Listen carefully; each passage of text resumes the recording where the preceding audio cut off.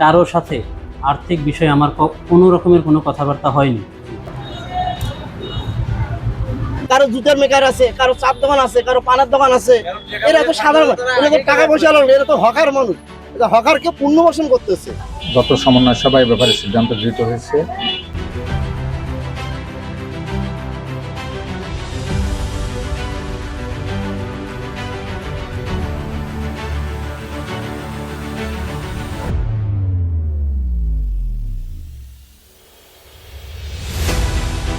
হকারেরা ফুটপাত দখল করে না, হকারেরা ফুটবল ঘেঁষে একটু কর্ম করি খায়। মিটিং আলোচনা হয়েছিল। রংপুরের মিঠাপুকুর উপজেলা সর্বসম্মত সিদ্ধান্ত ও ২৬টি প্রান্তিক পরিবারের মানবিক জীবিকা। মিঠাপুকুরের সড়ক সুরক্ষা ও শৃঙ্খলা পুনর্বাসনে প্রশাসনের ইতিবাচক পদক্ষেপে কেন এই অনাকাঙ্ক্ষিত বিতর্ক? নেপথ্য থেকে তবে স্বার্থান্বেষী মহলের অহেতুক চক্রান্ত দেখব আজকের বিশেষ অনুসন্ধানী প্রতিবেদনে। রংপুরের মিঠাপুকুর উপজেলা সদর, বিশেষ করে আন্ডারপাস সংলগ্ন মহাসড়কের পাশ ঘেঁষা ফুটপাতে লাগা, যেখানে দীর্ঘদিন ধরে অগোছালো ফুটপাত আর বিশৃঙ্খল সাময়িক স্থাপনার কারণে পথচারীদের যাতায়াতে পোহাতে হয় চরম ভোগান্তি। সেই ভোগান্তি নিরসন এবং ২৬টি অসহায় পরিবারের কর্মসংস্থান নিশ্চিত করতে সম্প্রতি উপজেলা প্রশাসন গ্রহণ করে এক সুদূর প্রসারী ও সুশৃঙ্খল পরিকল্পনা। পূর্বে দোকানগুলো অগোছালো থাকার কারণে যে বিশৃঙ্খল পরিবেশের সৃষ্টি হতো তা দূর করতে চালুর প্রক্রিয়া চলছে আধুনিক শাটার সিস্টেম। এর ফলে সড়ক ও যাতায়াত ব্যবস্থা সম্পূর্ণ নির্বিঘ্ন রেখেই নিয়ম মেনে ব্যবসা করার সুযোগ পাবেন স্থানীয় ক্ষুদ্র ব্যবসায়ীরা। কিন্তু একটি জনকল্যাণমুখী সিদ্ধান্ত বাস্তবায়নের মুখ দেখতে না দেখতেই শুরু হয়েছে বিভ্রান্তিকর চর্চা। কিন্তু আসল সত্যটা ঠিক কি? ফুটপাত তাহলে এই যে এখান থেকে এই পর্যন্ত, অর্থাৎ এই ফুটপাতের উপর দিয়ে মানুষ হাঁটা চলা করবে, রাইট? আর যে এই যে স্পেসটা আছে, দোকান হচ্ছে এখানে, হ্যাঁ, এই যে মোটামুটি একটা স্পেস, এই স্পেসে মানুষ একটু দাঁড়িয়ে কেনা বেচা বা দরদাম করবে, এরকম বিষয়। তাহলে এটা যদি ঝাঁপ না দিয়ে শাটার দেয় তাহলে তো জায়গা দখল করার কোনো সুযোগ নেই, মানুষ তো দাঁড়াতে পারবে। আর যথেষ্ট স্পেস আছে, চলাচল করতে পারবে তো, পারবে না? ফুটপাত এখান থেকে শেষ হয়ে গেছে, মানুষ এই দিক দিয়ে চলাচল করবে। আবার এই যে জায়গাটা, এইটা কিন্তু মানুষ দাঁড়িয়ে দরদাম করতে পারবে, অর্থাৎ দোকানের সামনে দাঁড়াতে পারবে। তো ফুটপাত তো মেইনলি এখান থেকে না, চলাচল করার জায়গা আছে তো। স্পেস হলো আপনার এখান থেকে, এখান থেকে যদি ফুটপাত হয় মানুষ এটা দিয়ে চলাচল করবে। হ্যাঁ অবশ্যই। তাহলে ফুটপাত দখল করে যে দোকান নির্মাণ হচ্ছে, এই দাবিটা তো ঠিক না। অযৌক্তিক কথা।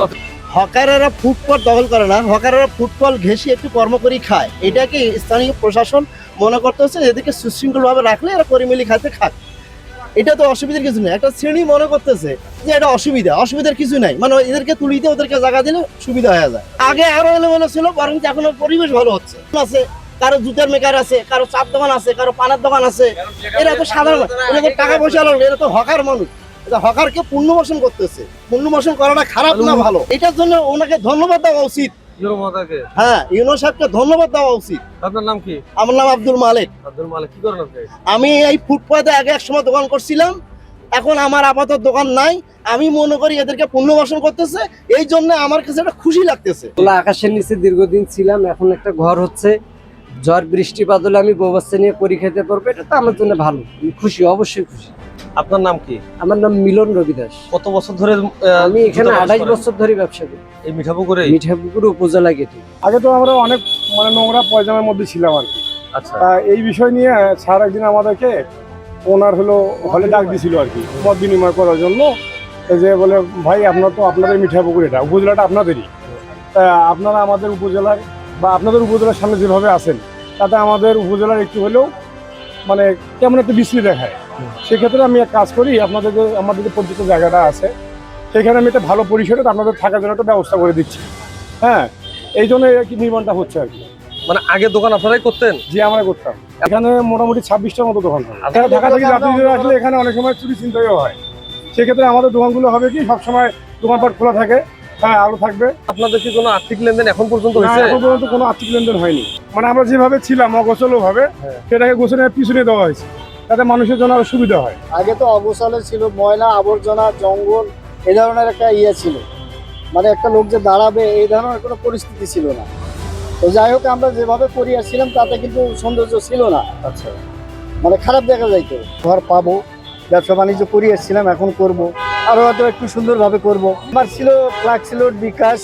আর এখন পর্যন্ত ইউএনও বা প্রশাসনের সাথে কি অর্থনৈতিক কোনো আলাপ আলোচনা না হয়েছে? না না, কোনো অর্থনৈতিক ভাবে কোনো আলোচনা হয়নি। তবে স্যার একটা ভালো উদ্যোগ নিচ্ছে আমাদের জন্য।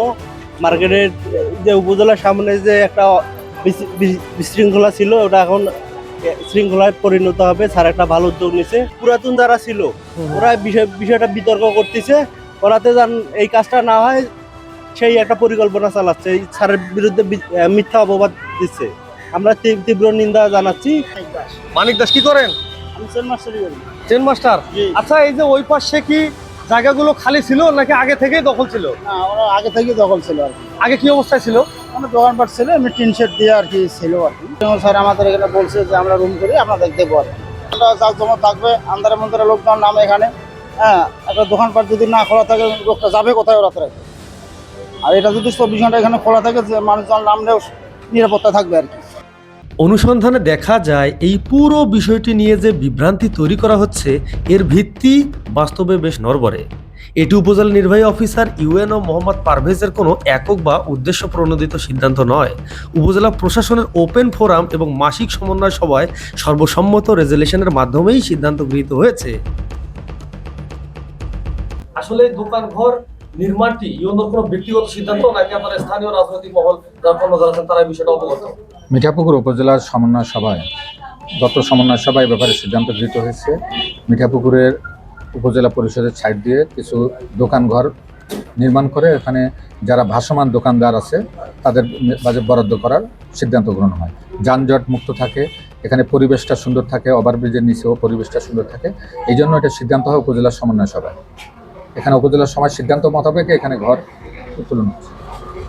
এখানে সুশৃঙ্খলভাবে যদি কিছু ঘর ওঠে তাহলে কিছু ছোট ছোট ক্ষুদ্র ব্যবসায়ীরা তারা ব্যবসা করে সুন্দরভাবে জীবিকা নির্বাহ করতে পারবে এবং মোটামুটি পরিবেশটাও সুন্দর হবে।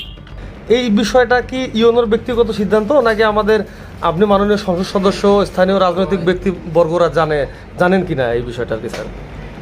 জানি, ওটা আলোচনা হয়েছিল মিটিং আলোচনা হয়েছিল। অনেকজন থেকে বিভিন্নভাবে দাবি জানাচ্ছে, যারা আগে ছিল এর আগে ভাঙ্গার আগে তারাও দাবি করছে, তারপরে এখন যারা আছে তারাও দাবি করছে। তো আসলে এক সময় তো মার্কেট ছিলই, এটা তো নতুন কিছু বিষয় না। এখন হলো যে বেশ কিছু স্থানীয় লোক যেহেতু এটা তো চাচ্ছেন, কিছু লোকের কর্মসংস্থান, তাদের কর্মসংস্থান নষ্ট হয়ে গেছে, অনেকে ব্যবসা করতে পারতেছেন, অনেকে পারতেছেন না। আর এমনিতে তাদেরকে ওখানে ওরা যেভাবে আসছে বর্তমানে, তো সেভাবে তো জিনিসটা দেখতেও ভালো দেখা যাচ্ছে না, তাদেরকে তো মানবিক কারণে তুলেও দেওয়া যাচ্ছে না। এটা ছোট ছোট ঘর করে ওখানে বিভিন্ন ক্যাটাগরির ঘর হবে। ঘরগুলো হলো যে কিছু একেবারেই ছোট, যেগুলা জায়গা যেখানে যেরকম, এগুলো হবে ধরেন ফ্লেক্সিলোডের দোকান, তারপরে হলো বিকাশের দোকান, তারপরে সেলুন বা ছোট পটাস্টারের দোকান, এই টাইপের কিছু দোকান। কে কি দোকান করবে সেটা তাদের সাথে ডিল হইব এবং কেউ ঘর নিয়ে ভাড়া দিতে পারবে না। কে কি ব্যবসা করবে সেটা লিখিত আবেদন করে ঘর নিতে হবে। যেতে পারে যে এটা নিয়মতান্ত্রিক উপায়ে আগাচ্ছে। হ্যাঁ, মিটিং করতে এখানটায় গাড়ি এসেছিল এবং সেখানে সবাই উপস্থিত ছিলেন, সরকারি কর্মকর্তারা ছিলেন, কয়েকজন চেয়ারম্যানও ছিলেন, তারপরে রাজনৈতিক দলের নেতৃবৃন্দ ছিলেন। এইটা আমার একক সিদ্ধান্ত নয়, লোকজন তো ওনার কাছে বাইরে সারাদিন। আপনারা জানেন যে এই জায়গাটি এতদিন পর্যন্ত অবৈধ দখলে ছিল।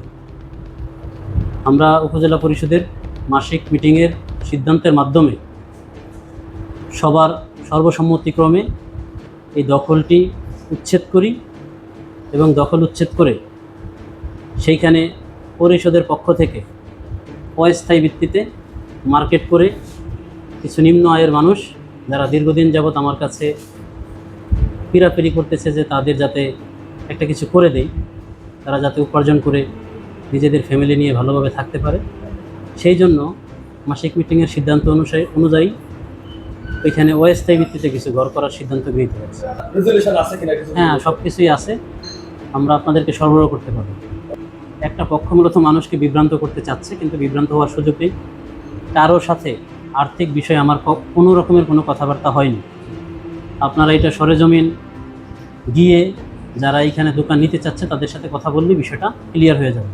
মূলত আমাদের যেটা সিদ্ধান্ত যে আমরা ঘর নির্মাণ করার পরে আগামী মাসিক মিটিংয়ের সিদ্ধান্ত অনুযায়ী তো সেখানে আমরা কিভাবে ঘর দিতে পারি, কারণ কিছু ঘর ছোট কিছু ঘর বড়, যার কারণে এরকম একটা বিষয় উঠে এসেছে যে প্রতি বর্গফুট জায়গা ধরে হিসেব করে মানুষকে দিব, যাতে কেউ অন্যায়ের শিকার না হয়, বৈষম্যের শিকার না হয়।